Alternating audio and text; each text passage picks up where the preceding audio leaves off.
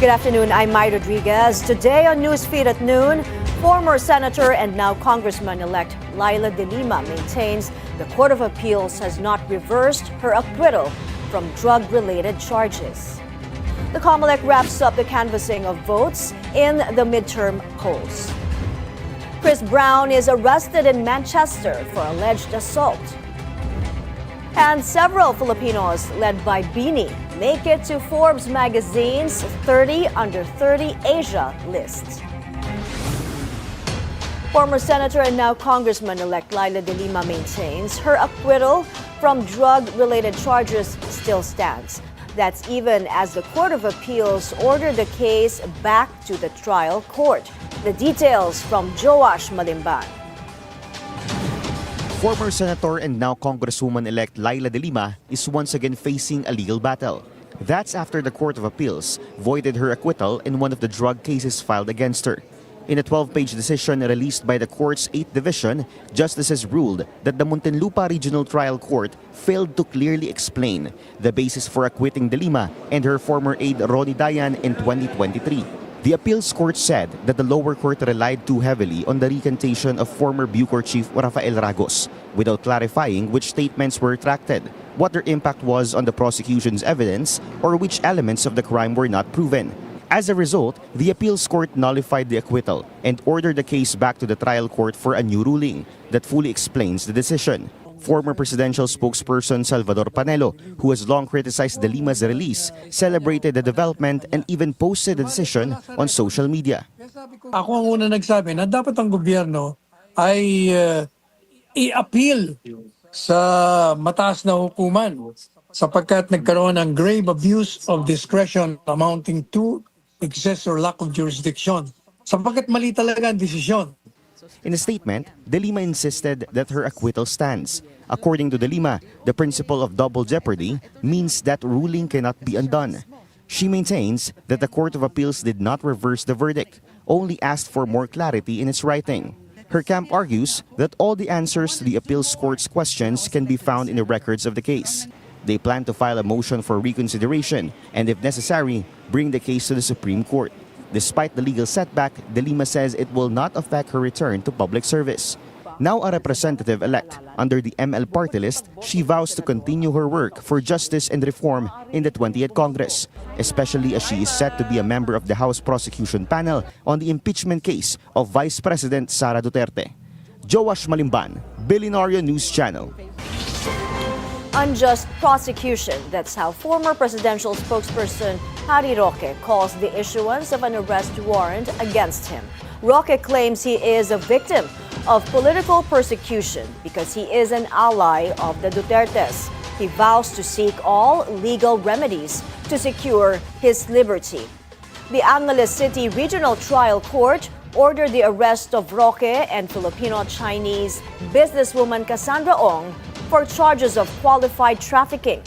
That's in connection with their alleged involvement in an illegal pogo in Porac, Pampanga. Roque is currently in the Netherlands, where he is seeking political asylum. Former President Rodrigo Duterte's election victory has raised questions on how he can serve as mayor of Davao City, considering he's in ICC custody. And what happens if he is convicted for crimes against humanity? We have this report from Hanati. Despite facing detention in the International Criminal Court, former President Rodrigo Duterte won a fresh term as mayor of Davao City. But with his detention in The Hague, how will he take his oath and who may act in his place? Senate President Cheese Escudero says Duterte can take his oath before a consular official in The Hague. That is, if requested formally. Pwede siyang puntahan kung papayagan niya at hihilingin niya ng ating consular officials para manumpa siya sa harap nila bilang mayor. Subalit, kung hindi siya makakauwi for circumstances or reasons beyond his control dahil nga nakadetine siya sa The Hague, if he does not take his oath or assume office within 30 days, a temporary replacement will be appointed based on local government code rules.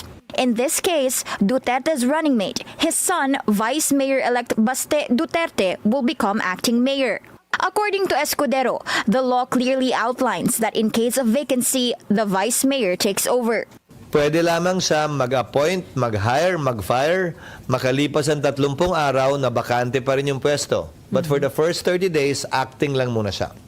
If Baste is unavailable, the role goes to the councillor with the highest votes in Davao City, based on ratio and proportion per district. But what happens if Duterte is convicted by the ICC? Escudero says it does not automatically disqualify him from holding public office.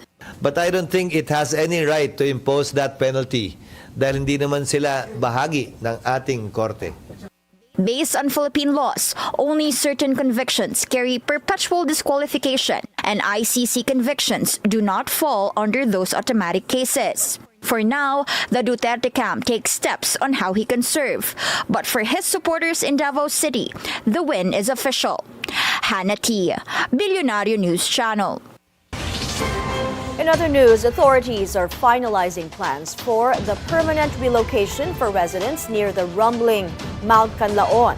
In the meantime, aid continues to pour in for evacuees. Paolo Barcelon has the full story. Jiren and her family immediately took shelter in this evacuation camp when Canlaon volcano erupted last December. But last Tuesday's eruption had them lost for words. Paglabas namin, maraming abo sa labas at ng Sobrang baho ba? sobrang baho. Anong amoy na? Parang asupre, parang sulfur? Oo. Same goes for Tatay Rogelio, who brought his children and grandkids in the shelter. Paglupok ya, gumawa dayon ng aso. Te mo to dayon nga pag-kuan namon nga pagpadulog sang iya ka kuan sang mayor order. Te kay layo kami to, ay kami sa lakyan nga kuan. This is La Carlota City College. This is the biggest camp for those who evacuated due to the eruption of Canlaon volcano. The local government and the national government are finding ways to relocate residents so that they don't have to go back to the 6-kilometer permanent danger zone. Disaster officials held a meeting Thursday afternoon to discuss relocation sites and the establishment of permanent evacuation centers. Meron doon mga na mga areas na ang comment ng mga agencies like ng MGB ay medyo alanganin or hindi siya suitable. So ang recommendation was to select or to recommend other alternative sites. Feeling naman ng ang mga affected na mga mga individuals, mga families na relocate. Ang isang consideration lang ay huwag masyadong malayo dun sa nila sa pinanggalingan kasi yung livelihood nila. Back in La Carlota, help continues to arrive. Residents receive cash gifts from the local government, and despite his election loss, Mayor Rex Halandoon went back to work to help residents. State volcanologists are also still closely monitoring the volcano, and lowering alert levels won't happen anytime soon. So sa ngayon, maaaring tayo po ay manatili at alert level 3 since yun nga po medyo yung pagputok po ng ating bulkan ay nagiging mas na po siya. Kumbaga yung sa frequency po niya.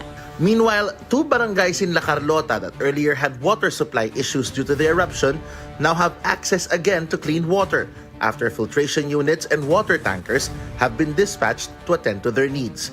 In Negros Occidental, Paulo Barcelon, Billionario News Channel. A Filipino climber was reported to have died during an attempt to climb Mount Everest. Local media in Nepal say 45-year-old Philip Santiago II passed away while preparing for the summit push. He reportedly reached Camp 4 before he perished. The cause of death was not disclosed. This marks the first death of a foreign climber on Mount Everest this season. 2 support staff earlier fell ill at base camp and died at a local hospital.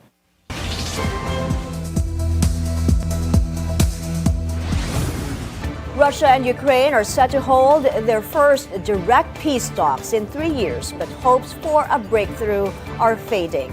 That's after Russian President Vladimir Putin spurned an offer by Ukraine's Volodymyr Zelensky to meet face-to-face in Turkey.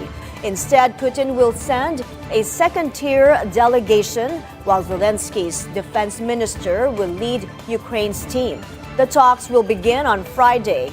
Even the U.S. does not have high expectations. Nothing's going to happen until Putin and I get together, okay? And obviously he wasn't going to go. He was going to go, but he thought I was going to go.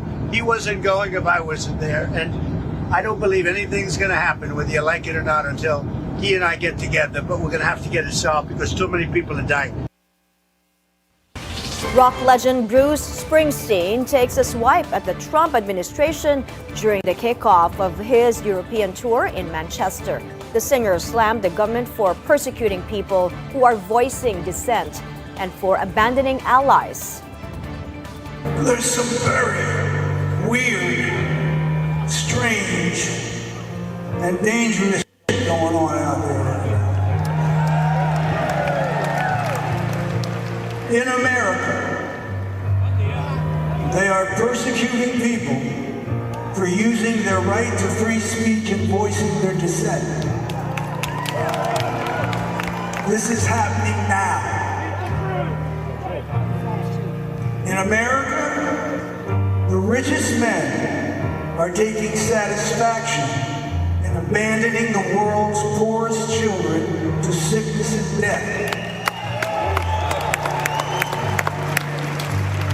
This is happening now. In my country, they're taking sadistic pleasure in the pain that they inflict on loyal American workers. They're rolling back historic civil rights legislation that led to a more just and plural society. They're abandoning our great allies and siding with dictators. Springsteen has never been shy about his politics and has previously campaigned for Barack Obama, Kamala Harris, and Hillary Clinton. Bruce Springsteen isn't the only high-profile celebrity lashing out at President Trump. Robert De Niro hit Trump's plan to place tariffs on foreign-made films during his acceptance speech for a Lifetime Achievement Award at the Cannes Film Festival. The Hollywood icon urged filmmakers and audiences to defend creative freedom and democratic values. America's Philistine president has had himself appointed head of one of our premier cultural institutions. He has cut funding and support to the arts, humanities, and education. And now he has announced a 100% tariff on films produced outside the U.S. Let that sink in for a minute. You can't put a price on creativity, but apparently you can put a tariff on it. Of course, this is unacceptable. All these attacks are unacceptable.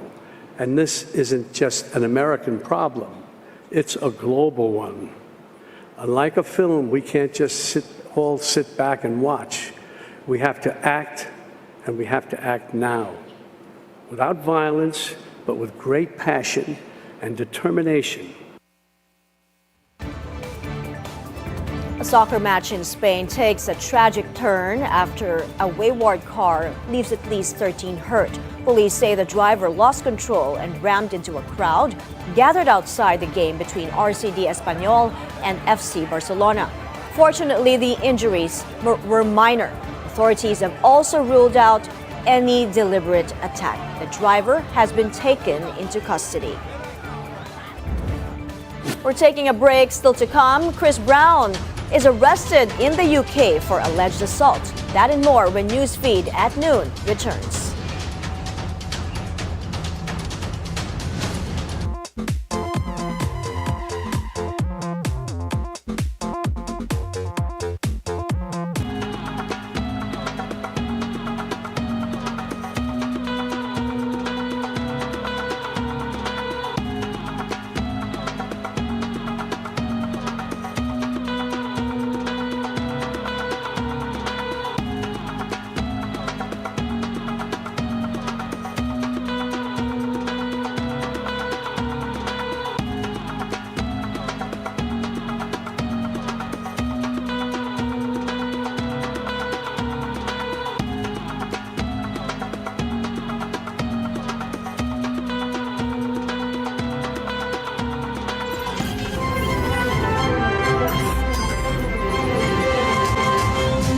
your newest source of news and information, follows you everywhere, every day. Wow, something to watch. Medyo surprising. On cable and free TV. Good morning, everyone!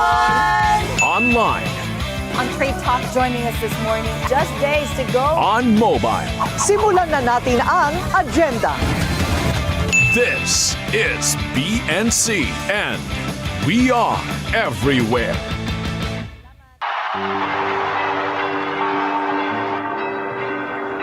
History unfolds, and Billionario News Channel is there first.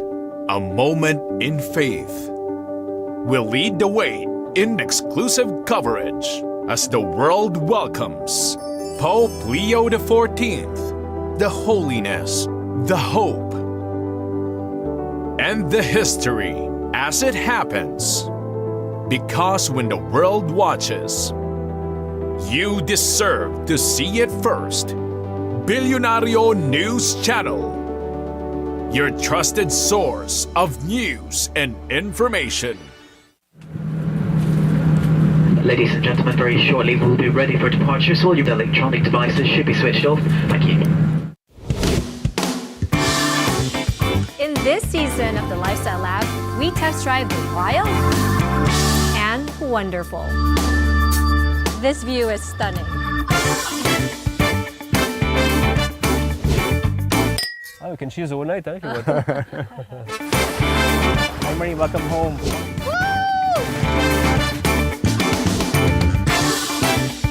Catch the newest season of the Lifestyle Lab, only here on the Billionario News Channel.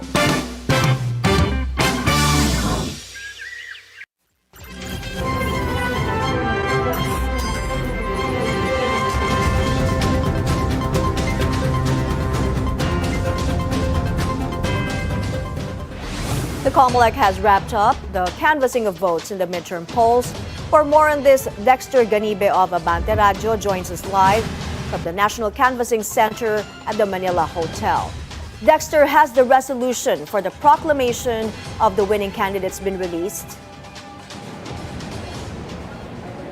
The COMELEC, sitting as the National Board of Canvassers, has yet to promulgate a resolution which we are expecting to be released today.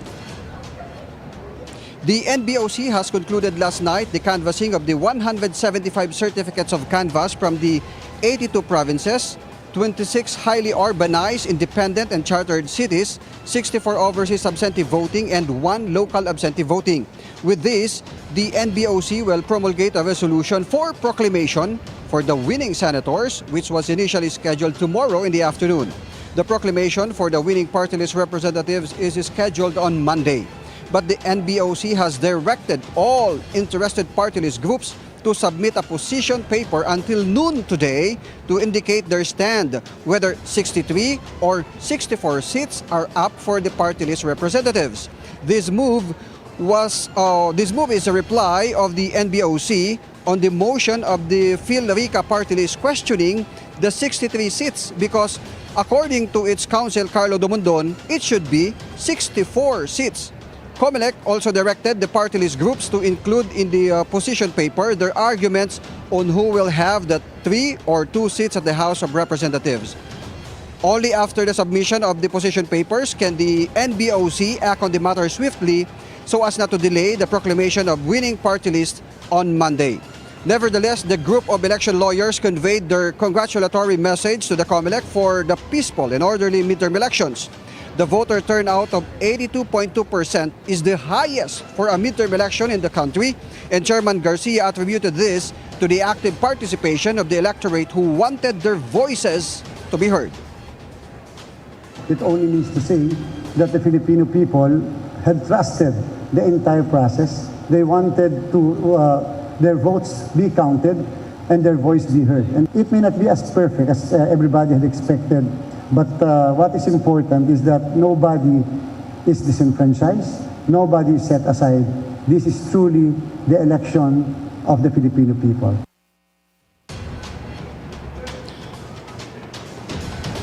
My COMELEC Chairman George Garcia also said in a press con this morning that the National Canvas report released last night is already the final result of the canvassing for the senators and the party list. And here are the 12 senatorial candidates who made it to the magic 12 for the senatorial candidates. We have number 1 for the senatorial race is Senator Bongo with over 27 million votes. Next to him is Bam Aquino and Bato de la Rosa with over 20 million votes. On the 4th place is Erwin Tulfo with more than 17 million votes. On the 5th place and 6th place are Kiko Pangilinan, Rodante Marcoleta, and the 7th place is Ping Lacson with more than 15 million votes. Tito Soto is on the 8th place with 14.8 million votes, followed by Pia Cayetano with 14.5 million votes. On the 10th, 11th, and the 12th place are Camille Villar, Lito Lapid, and Aimee Marcos with more than 13 million votes. Mai? Thank you, Dexter Ganibe, reporting from Manila. The MMDA pushing for stronger punishment for candidates who will fail to take down their campaign materials. The COMELEC has warned it will file a case against those who will not remove their paraphernalia by tomorrow. The MMDA suggests violators should be disqualified. Well, I think sa observation ng aming mga tauhan, ang kusang nagbabaklas ay yung mga nanalo. Pag medyo natalo na, hindi na nag-exert ng effort kasi may expenses din yan yung pagtatanggal. So, probably we can make a recommendation sa COMELEC na yung mga hindi magbabaklas na whether or not natalo or nanalong kandidato, dapat i-disqualify na from running again sa next or succeeding elections. So, dapat siguro mas maging strict tayo sa consequences noong hindi pagtatanggal nitong kanilang mga tarpaulins after elections. In sports, the U.S. will welcome the world for the 2026 World Cup and this year's Club World Cup. That assurance from FIFA President Gianni Infantino days after meeting with Trump administration officials. The U.S. president's tough immigration stance has raised questions about potential challenges for the expected influx of international fans of both tournaments. America will host the Club World Cup from June 14 to July 13 and will co-host next year's World Cup with Mexico and Canada. The world is welcome in America. Of course, the players, of course, everyone involved, all of us, but definitely also all the fans. And let's be clear about that. This doesn't come from me. This comes from the American government. Everyone is welcome, obviously, those who want to come and celebrate football, those who want to come and spend a good time, those who want to come and celebrate the Club World Cup or the World Cup with their families, with their friends, and to spend an emotional moment. Those who want to come to create trouble, like in every country in the world, well, they are not welcome. It's world number 3 versus world number 4 in the WTA Italian Open final this Saturday. American Coco Gauff outlasted China's Zheng Xinwen in a grueling semifinal clash that took more than 3.5 hours. Gauff held her nerve in a tense final tiebreak to reach her first Rome final and her second straight WTA 1000 final after Madrid. Earlier, hometown favorite Jasmine Paolini rallied past Peyton Stearns in a comeback win. Paolini is the first Italian woman in over a decade to make the Rome final. An update now on the sex trafficking case of hip-hop mogul Sean Diddy Combs. On day 4 of his trial, the defense team sought to undermine the abuse claims of his Philam former girlfriend, Cassie Ventura. Combs' camp showed text messages between the two where Ventura supposedly stated that she loved the so-called freak-offs. Those are drug-fueled sex parties allegedly organized by the rapper. Ventura told jurors not to take what she wrote literally. Her camp remains confident with her statements. Doing great. I said she was ready, and I think she's demonstrating that. It's a long day. It's nice to be outside right now. It seems to me that the defense is really going in that she was an integral part of these freak-offs. How do you think the jury's going to take that? I'm not going to opine on what the jury's thinking, but I think that Cassie's doing a great job on cross-examination, a very long cross-examination. Hopefully it ends tomorrow, and so she can be done by the end of the week and put this entire chapter of her life behind her. Meanwhile, in the UK, Chris Brown has been arrested at his hotel in Manchester.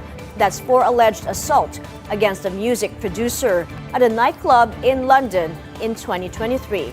His team has not issued any comment as of this time. The arrest comes ahead of the R&B star's Breezy Bowl Tour, which includes shows in Manchester and other locations in Britain. And before we go, several Filipinos from various fields make it to Forbes magazine's 30 Under 30 Asia list. Leading the pack, nation's girl group BINI. The magazine recognized the P-pop sensation as among the stars who are making waves in the music and entertainment industry. BINI is the only girl group to join this year's list. Other Filipinos honored by Forbes include entrepreneurs Isabel Chua and Raya Buensuceso and food sustainability advocate Ana Beatriz Suavenco. And those are the news this hour. I'm Mai Rodriguez. Keep it here on the Billionaire News Channel. Good afternoon.